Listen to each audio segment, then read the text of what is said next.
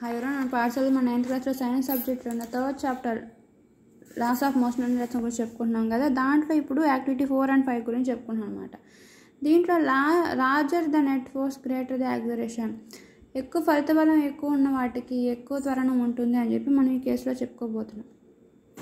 For example, ఒక smooth surface మీద 2 ice cubes పెట్టాము. దాని మీద నెట్ ఫోర్స్ అప్లై చేసినప్పుడు ఆ స్మూత్ సర్ఫేస్ మీద ఐస్ క్యూబ్స్ 2 చక్కగా ఫ్రీగా మూవ్ అయినాయి అనమాట. అంటే కొంత యాక్సిలరేట్ అయినాయి, కొంత దూరం ట్రావెల్ చేసినాయి. యాక్సిలరేషన్ మనం తెలుగులో త్వరణం అని చెప్పి అంటాం అనమాట. సో నెట్ ఫోర్స్ ఎక్కువ ఉన్నప్పుడు బాడీ యొక్క యాక్సిలరేషన్ కూడా ఎక్కువగా ఉంటుందని చెప్పి మనం ఈ యాక్టివిటీలో చెప్తున్నాం. So gently push the block of ice on the smooth surfaces and observe how the object is speed up.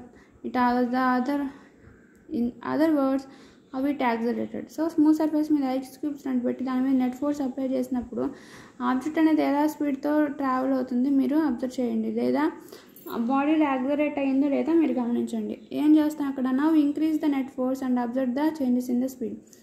So ఇక్కడ మనం ఏం అబ్జర్వ్ చేసామంటే నెట్ ఫోర్స్ ఇంక్రీజ్ చేస్తున్న కొద్దీ ఆబ్జెక్ట్ యొక్క స్పీడ్ ఇంక్రీజ్ అవుతుంది, స్పీడ్లో చేంజెస్ని మనం గమనిస్తూ ఉన్నాం అనమాట. సో ఫలిత బలం త్వరణం గురించి మాట్లాడినట్టయితే నెట్ ఫోర్స్ ఎక్కువైనప్పుడు బాడీ యొక్క ట్రావెలింగ్ స్పీడ్లో యాక్సిలరేషన్లో చేంజెస్ వస్తూ ఉంటాయి అన్నమాట. Okay, so different forces applied on the same object.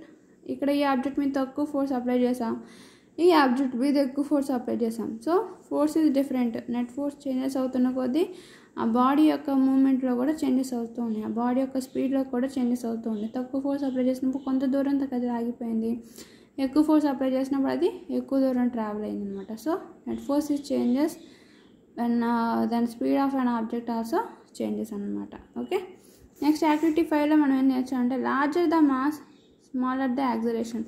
అలానే ఎక్కువ ద్రవ్యరాశి ఉన్న వస్తువులకి తక్కువ యాక్సిలరేషన్ ఉంటుంది, తక్కువ త్వరణం ఉంటుంది అని చెప్పి మనం చెప్తున్నాం అనమాట. ఫర్ ఎగ్జాంపుల్, ఇక్కడ ఏం చేసాము, ఇక్కడ ఒక ఐస్ క్యూబ్ తీసుకున్నాము, బాగా పెద్ద ఐస్ క్యూబ్ తీసుకున్నాం అనమాట. ఎక్కువ ద్రవ్యరాశి ఉంటుంది అనమాట. అలానే దీనికి తక్కువ ద్రవ్యరాశి ఉంటుంది. సో ఎక్కువ ద్రవ్యరాశి ఉన్న వస్తువుని పుష్ చేస్తే అది ఎక్కువ దూరం ట్రావెల్ అయిందా, తక్కువ ద్రవ్యరాశి ఉన్న వస్తువుని అదే సేమ్ ఫోర్స్తో పుష్ చేస్తే ఎక్కువ దూరం ట్రావెల్ అయింది. ఫర్ ఎగ్జాంపుల్, ఇప్పుడు మన చిన్న చైర్ ఉంది అనుకోండి, చైర్ ఉంది, పక్కనే గ్యాస్ సిలిండర్ ఉంది. గ్యాస్ సిలిండర్ పుష్ చేస్తే గ్యాస్ సిలిండర్ ఎక్కువ దూరం వెళ్తుందా, ఓన్లీ ఖాళీగా ఉన్న చైర్ని పుష్ చేస్తే అది ఎక్కువ దూరం వెళ్తుందా? దేనికి ద్రవ్యరాశి ఎక్కువ? గ్యాస్ సిలిండర్కి ఎక్కువ ద్రవ్యరాశి. సో ఎక్కువ ద్రవ్యరాశి ఉన్న వస్తువు మీద ఫోర్స్ అనేది తక్కువ ప్రభావం చూపుతుంది కాబట్టి ఆ వస్తువు అనేది తక్కువ దూరం ట్రావెల్ అవుతుంది అనమాట. సో ఎక్కువ ద్రవ్యరాశి ఉన్న వస్తువుకి తక్కువ త్వరణం ఉంటుంది. So if the mass is high then the acceleration of your body is low. So apply the force on the ice blocks. ఇలానే 2 డిఫరెంట్ సైజెస్లో ఉన్న ఐస్ బ్లాక్స్ తీసుకున్నాం. It undergoes the same acceleration. అవి కూడా ఫోర్స్ అప్లై అయినప్పుడు same యాక్సిలరేషన్కి గురైనాయి, అంటే కొంత కదలికలు జరిగినాయి అనమాట దాంట్లో. Now take a block of ice with greater mass. కానీ మన కనుక ఎక్కువ గ్రేటర్ మాస్ అనే ఐస్ బ్లాక్ కనుక చూసినట్లయితే, but apply the almost the same force on this ice block but it's observing acceleration. Okay, అలానే సేమ్ ఫోర్స్ అప్లై చేసినప్పుడు ఈ ఐస్ బ్లాక్ గ్రేటర్ మాస్ అనే ఐస్ బ్లాక్ అనేది తక్కువ యాక్సిలరేషన్లో ట్రావెల్ ఉంటే మనం గమనిస్తాం అనమాట. Okay, in the both cases, పైన 2 కేసెస్లో మనం నేర్చుకునేది ఏంటి, నెట్ ఫోర్స్ ఎక్కువైనప్పుడు నెట్ ఫోర్స్ అప్లై చేసినప్పుడు ఆ బాడీ యొక్క స్పీడ్లో చేంజెస్ వస్తూ ఉంటాయని చెప్పి మనం ఫస్ట్ కేసులో నేర్చుకున్నాం. సెకండ్ కేసులో నేర్చుకునేది ఏంటి, ఎక్కువ ద్రవ్యరాశి ఉన్న బాడీకి మాస్ అనేది ఎక్కువగా ఉన్నప్పుడు ఆ బాడీకి యొక్క యాక్సిలరేషన్ అనేది తక్కువగా ఉంటుంది అని చెప్పి మనం నేర్చుకున్నాం. ఓకే, ఫోర్స్ దృష్ట్యా చూసినట్లయితే సేమ్ మాస్ ఉన్న బాడీస్ మీద నెట్ ఫోర్స్ అనేది డిఫరెంట్గా అప్లై చేసినా వాటి యొక్క స్పీడ్లో చేంజెస్ వస్తూ ఉంటాయి. మళ్ళీ ఇక్కడ ఫోర్స్ వైపు నుంచి మనం ఆలోచించినట్లయితే సేమ్ ఫోర్స్ అప్లై చేసినప్పుడు ఆ బాడీస్ మీద ద్రవ్యరాశుల మాసెస్లో డిఫరెన్సెస్ ఉన్నప్పుడు అవి ట్రావెల్ చేసే యాక్సిలరేషన్లో కూడా డిఫరెన్సెస్ ఉంటాయని చెప్పి మనం చెప్పాం అనమాట. ఓకే, సో ఇప్పుడు మనం ఏం చెప్పొచ్చు, in the both cases we observe that acceleration. ఈ 2 కేసులో మనం ఏం అబ్జర్వ్ చేసాం, 2లోనూ ఆబ్జెక్ట్ కదిలింది, యాక్సిలరేషన్ని త్వరణాన్ని మనం అబ్జర్వ్ చేసాం. But we can observe in the second case. కానీ మనం సెకండ్ కేసులో కనుక అబ్జర్వ్ చేసినట్లయితే it does not speed up this quick as before. Next ఇక్కడ తగినంత ఫాస్ట్గా సెకండ్ కేసులో ఐస్ క్యూబ్స్ అనేవి ట్రావెల్ చేయలేదు ఇంతకుముందులాగా. కారణం ఏంటి? From the above example we notice that, అంటే మనం పైన ఎగ్జాంపుల్ నుంచి ఏం నోటీస్ చేసాము అదేంటంటే, if the net force is greater then acceleration the mass of an body is constant and also larger the masses is acceleration. ఈ 2 కేసెస్లో ఏం అబ్జర్వ్ చేసామంటే, the larger the net force is greater the acceleration. ఆ body యొక్క so if the mass of an object is constant it is also larger in the mass, lesser the acceleration. Okay, larger the net force is greater than acceleration. ఎక్కువ force apply చేసినప్పుడు ఆ body అనేది ఎక్కువ accelerate అయ్యే అవకాశాలు ఉంటాయి అన్నమాట. అలానే if the mass of an object is constant, దాని యొక్క మాస్ ఆఫ్ అన్ ఆబ్జెక్ట్ అనేది కాన్స్టెంట్ ఉందనుకోండి, సో కాన్స్టెంట్ ఉంది, also larger is mass acceleration. So mass అనేది కాన్స్టెంట్గా ఉన్నప్పుడు, మాస్ అనేది ఎక్కువగా ఉన్నప్పుడు ఆ బాడీ యొక్క యాక్సలరేషన్ తక్కువగా ఉంటుంది. So the constant the net force is applied. Same constant force apply చేసినప్పుడు తక్కువ మాస్ ఉన్న ఆబ్జెక్ట్ ఎక్కువ యాక్సలరేట్ అవుతాయి. సేమ్ అదే కాన్స్టెంట్ ఫోర్స్ అప్లై చేసినప్పుడు గ్రేటర్ మాస్ ఉన్న ఆబ్జెక్ట్కి తక్కువ యాక్సలరేషన్ ఉంటుంది చెప్పి మనం ఇప్పుడు 2 కేసెస్లో మనం నేర్చుకున్నాం. Okay, Newton second law states that the rate of change of momentum of an object is proportional to the net force applied on the subject. So directly proportional to net force. Newton సెకండ్లో ఏం చెప్తుందంటే, ఇప్పుడు force వల్ల మనకి ఆ body ద్రవ్యరాశి plus వేగం, ఇప్పుడు ఫోర్స్ అప్లై చేసామనుకోండి, దాని యొక్క ద్రవ్యరాశి దాని వేగంలో ఎలా ఉంది, ద్రవ్యరాశి చేంజ్ అయినప్పుడు దాని వేగం తగ్గింది, తక్కువ ద్రవ్యరాశి ఉన్నప్పుడు అది ఎక్కువ వేగంతో ట్రావెల్ అయింది. సో న్యూటన్స్ లా ప్రకారం F equal to rate of change of momentum and ఆ మూమెంటమ్ అని చెప్పి చెప్తున్నాం అనమాట. So F is directly proportional to net force is direct proportional change in the momentum with the time. So F net force is equal to direct by delta P by delta T. So delta P the change in momentum of a particle or a system of a particles about this net force is time interval. Delta T అనేది time interval అనమాట. Delta P అంటే rate of change of momentum అనమాట. So ఇక్కడ directly ప్రపోర్షనల్ని తీసేయడానికి మనం equality పెట్టుకోవడానికి ఒక constant మనం ఇక్కడ సబ్స్టిట్యూట్ చేయాలి. సో కాన్స్టెంట్ K అనుకుందాం. So when the symbol of proportionality remove the constant is inserted in this equation, F net equal to K delta P by delta T. SI units of momentum and is equal to moment in kg per meters కదా, కింద T కూడా ఉంది కాబట్టి second అవుతుంది. So kg meters per second square అనేది net ఫోర్స్కి ఇప్పుడు units అవుతుంది అనమాట. అయితే then the force is so chosen in this value as a constant K become 1. So ఇక్కడ కాన్స్టెంట్ కేని మనం 1 కింద కన్సిడర్ చేసినట్లయితే అప్పుడు ఈక్వేషన్ ఏమవుతుంది, net force is equal to delta P by delta T, K equal to 1 అయింది కాబట్టి. So P అంటే ఏంటి మనకి ఇప్పుడు momentum, P equal to MV అని తెలుసు. సో డెల్టా అంటే చేంజ్ అని చెప్పి మనకు తెలుసు. సో డెల్టా పీకి రాయాలంటే డెల్టా పీ ప్లస్ ఎంవీ రాసుకోవచ్చు కదా, మాస్ ఇంటూ వెలాసిటీ అని. అలానే ఇక్కడ ఏం constant, the mass of a body is constant during this motion. So ఇక్కడ మనకి మాస్ ఆఫ్ ఎ బాడీ కాన్స్టెంట్గా ఉన్నట్లయితే మాస్ని బయటకు ఉంటుంది కాన్స్టెంట్ కాబట్టి, ఇక్కడ చేంజెస్ ఏమైనాయి, వెలాసిటీ చేంజెస్ అయింది. సో డెల్టా వి అవుతుంది అనమాట. Now we have conclude that F net force is equal to mass కాన్స్టెంట్గా ఉంది కాబట్టి దాని యొక్క వెలాసిటీలో చేంజెస్ జరుగుతున్నాయి కాబట్టి delta V by delta T. We know that delta V by delta T అంటే ఏంటి, యాక్సలరేషన్ కదా. So rate of change of velocity అంటే యాక్సలరేషన్ కదా. So it's got uniform acceleration కదా. F ఈక్వల్ టు ఎం, ఈ మొత్తాన్ని ఏగా కన్సిడర్ చేసుకుంటే F ఈక్వల్ టు ఎంఈ అని రాసుకోవచ్చు. So the above formula says that net force produce the acceleration of your body is the direction of force. So ఈ formula దేని గురించి చెప్తుందంటే నెట్ ఫోర్స్ అనేది produce the acceleration of your body is direction of force. So body ఏ డైరెక్షన్లో accelerate అవుతుంటే దాని మీద అప్లై చేసే బాడీ ఫోర్స్ కూడా అదే డైరెక్షన్లో ఉంటుందని చెప్పి మనకి ఈ ఫార్ములా అనేది చెప్తుంది. So SI units of force is kg, ఇది కదా, ఏకి మీటర్స్ పర్ సెకండ్ స్క్వేర్ కదా, మాస్కి is kg. So SI units of force net force అంటే kg meters per second square కదా. So this units can be considered as newton. Kg meters per second స్క్వేర్ని మనం న్యూటన్తో కన్సిడర్ చేస్తాం. So 1 newton equal to 1 kg meters per second square. Okay మనకి తెలుసుకోవాల్సింది ఏంటంటే F net force అనేది mass కాన్స్టెంట్గా ఉన్నప్పుడు నెట్ ఫోర్స్ అనేది delta P by delta t అవుతుంది కదా. Is universal formula that can be applied on the system various F equal to MA can be applied on the system as constant mass. ఇక్కడ delta P by delta t అనే formula F net force equal to delta P by delta t అనే formula ఎప్పుడు apply అవుతుందంటే system అనమాట, ఒక system మీద apply చేసే force మీద అప్లై అవుతూ ఉంటుంది. అదే ఆ వస్తువు యొక్క మాస్ అనేది కాన్స్టెంట్గా ఉన్నప్పుడు ఆ ఫార్ములా ఫోర్స్ ఫార్ములా ఎలా టర్న్ అవుతుందంటే F net equal to net force equal to F equal to ఎంఏగా ఉంటుంది. అంటే మాస్ కాన్స్టెంట్గా ఉన్నప్పుడు force formula F equal to MA. అలానే ఏదైనా సిస్టమ్ మీద అప్లై అయినప్పుడు ఫోర్స్ యొక్క formula F equal to delta p by delta t.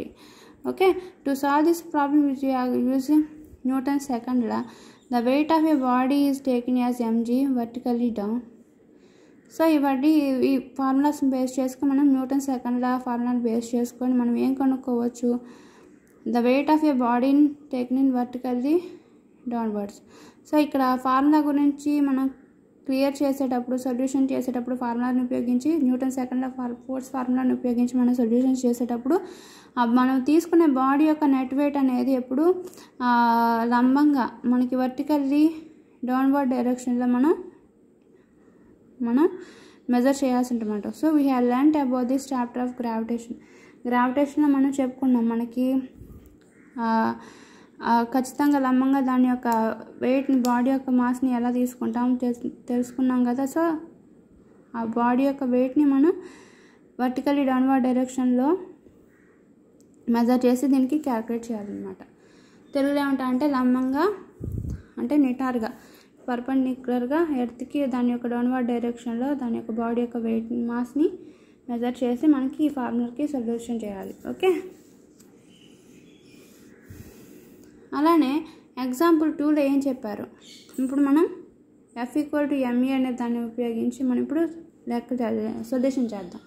So the mass of the mat of mass 1 kg think and discuss గురించి మనం next చెప్పుకుందాం. Okay, తర్వాత వీడియోలో.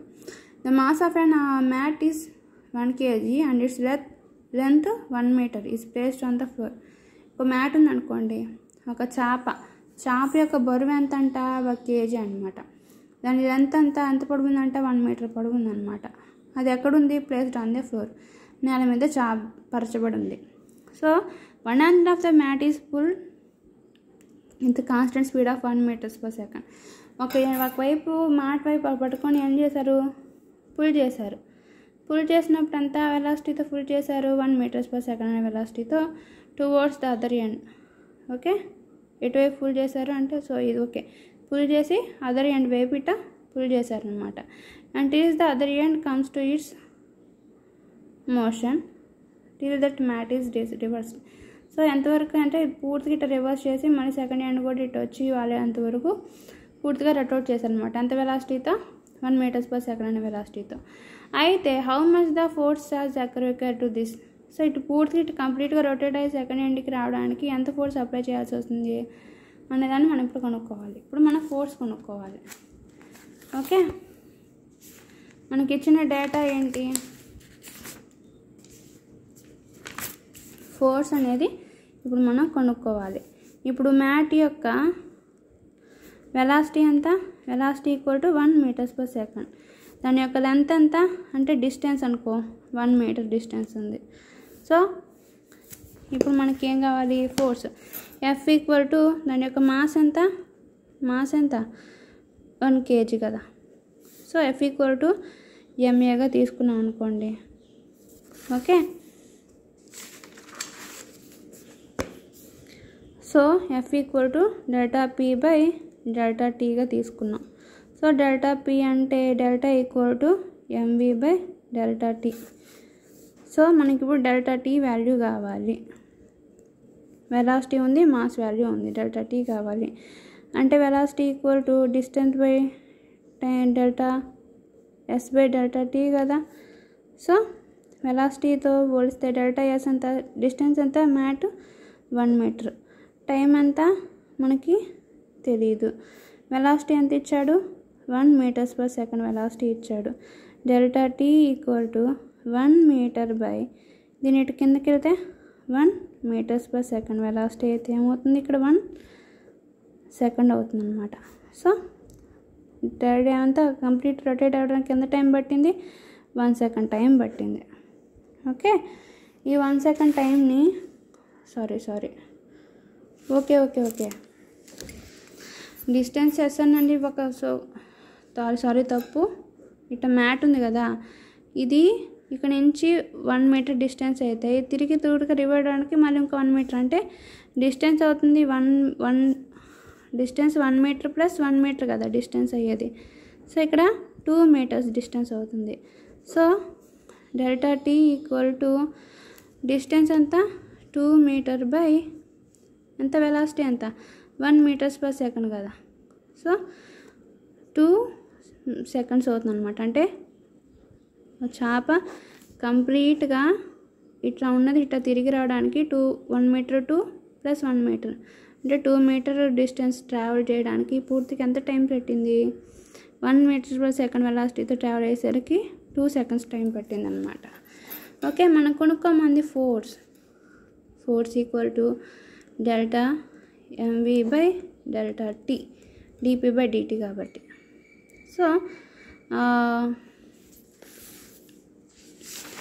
మనకు తెలిసింది ఏంటంటే ఇక్కడ ఏం కాన్స్టెంట్? మాస్ అనేది కాన్స్టెంట్ కదా. So dv by dt. Mass ఎంత? సారీ ఇక్కడ వెలాసిటీ కాన్స్టెంట్ అంటే ఒకే వెలాసిటీతో ట్రావెల్ అయ్యింది. So velocity 1 meters per second అయితే delta m rate of change of mass ఎంత?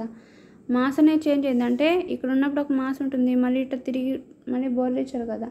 సో మాస్ యొక్క ఎంత 1 kg. ఓకే, మ్యాట్ యొక్క మాస్ అనేది 1 kg. ఎంత టైం తీసుకుంది? 2 సెకండ్స్ టైం తీసుకుంది. సో ఇప్పుడు మన ఫోర్స్లో మొత్తం టోటల్ ఫార్ములాని సబ్స్టిట్యూట్ చేసాం. సో ఇక్కడ వాల్యూస్ని కనుక మనం 1 × 1 1 కదా. సో ఇక్కడ ఏమవుతుంది 1/2 kg into newton meters per ఇక్కడ న్యూమరేటర్ లెస్ ఎక్కడికైతే డినామినేటర్ అవుతుంది కదా. So S × S square. So kg meters per second square అనేది ఫోర్స్ యూనిట్స్ అంటే న్యూటన్స్ అనమాట. Kg meters per second square అనేది newton equal to kg meters per second square అనమాట. So F అనేది ఎంత ఫోర్స్ అంది 1/2 న్యూటన్ ఫోర్స్తో ఫోర్స్ అప్లై చేయాల్సి వచ్చింది అనమాట. సో ఈ కంప్లీట్గా మ్యాట్ని రొటేట్ చేయడానికి. ఓకే, అదే మనం ఇక్కడ చెప్పాం కదా. So in horizontal direction only 1 the force is acting, hence the required force is of 1/2 newtons or 1/2 newtons అనమాట. ఓకే, నెక్స్ట్ ఎగ్జాంపుల్ 17లో చూసినట్లయితే